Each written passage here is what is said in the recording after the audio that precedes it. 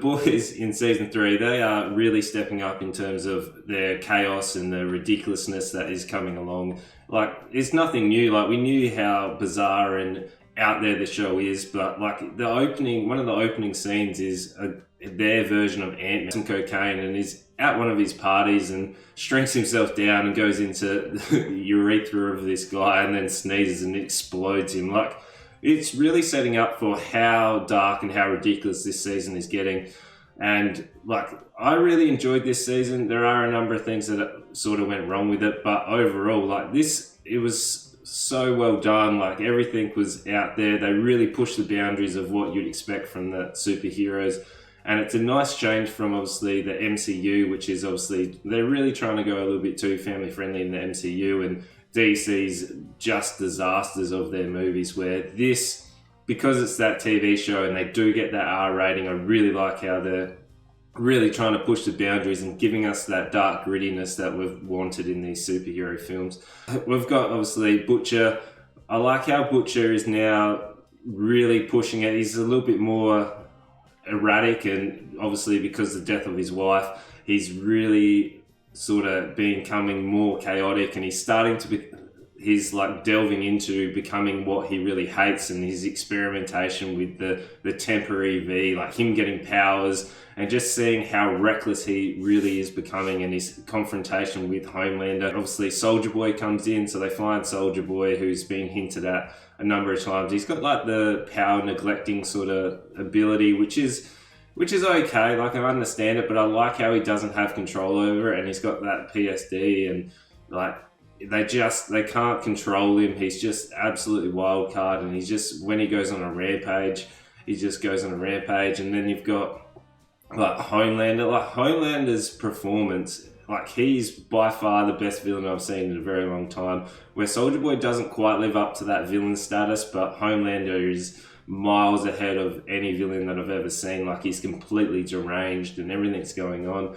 And like, Starlight's story in this is awesome as well. Like, she's obviously finally had enough of Vought and their sort of corruption and control, where she's forced into a number of things she really doesn't agree with. And I really like her progression, and finally she gets to like stand up and really delve in and become like, help out Huey and Butcher, and the confrontation between her and Huey, how he's now experimenting with the temporary V as well. Storyline is just getting more and more complex and really gritty, where they have to make those kind of ethical decisions, where do they continue with the temporary V and become the people that, well, the things that they hate. Pushing the boundaries from like episode 6 to episode 8, they are really trying to push those boundaries. Like, the Herogasm, it wasn't as shocking as I thought it was going to be. Like, I saw a lot of articles about it, and people were like raving about how shocking it was, where really I didn't find it as shocking as people were talking about. But like, it was a really cool scene, and it really progressed nicely towards the season finale. Season finale, I do have a little bit of mixed feelings about it, because obviously we're finally getting that confrontation where is Butcher finally going to, you know, get his revenge against Homelander, and using Soldier Boy to have that massive fight. And the fight scene was really good. Like, it was dark. Lots of people took a lot of damage. Like, Maeve got absolutely wrecked, where she finally got a little bit of a hit onto Homelander in the ear. So I think that's going to play into something towards next season. And like, Maeve really jumping out the window and sacrificing herself to save everyone else, where I would have liked that to sort of be Maeve's ending, but obviously you get to see towards right at the end of the episode where Maeve is actually saved by our misfit crew. I do like how they're not afraid to kill off main characters. We're allowed to kill off their main characters, but like, obviously lots of people are dying in this, and a number of heroes are dying. I've gone through majority of the 7, like there's not that many left. And I like how Starlight is now going to become one of the main weapons that Huey and Butcher are going to use, and the complications that the temporary V has given Butcher. Like, Butcher is given 18 months to live, and he's probably going to become a lot more chaotic due to that happening.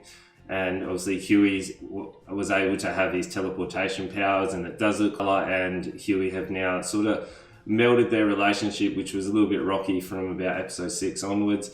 There was lots going on, but the ending scene where you get to see Homelander introduce Ryan into the world, and just how when he shoots the guy that has the believe Starline through a can at Ryan, like he's probably just going to become much more reckless, and he's just going to absolutely become more deranged, but more open about his killings rather than how secret he was before. But like, I did enjoy the season, but unfortunately, I feel like we're back to where we were at the start of the season. Like, obviously, Homelander now has Ryan publicly sort of announced, where I didn't have that payoff. Like, I would have liked to see a little bit more, like in terms of progression of story.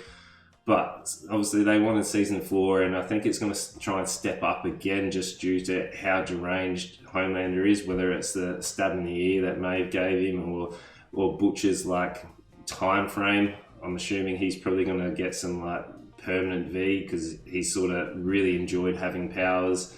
And I guess we're going to see everything probably step up. Most of the 7 are dead, and Vort's now got a new person, the lady that's being able to make heads explode. So like, it's all going to really step up, and all the powers and dark grittiness is all going to come into season 4. And I'm really excited to see how they go with it. So let me know what you think below, and you know what to do. Make sure you like, comment, subscribe, and tell your friends.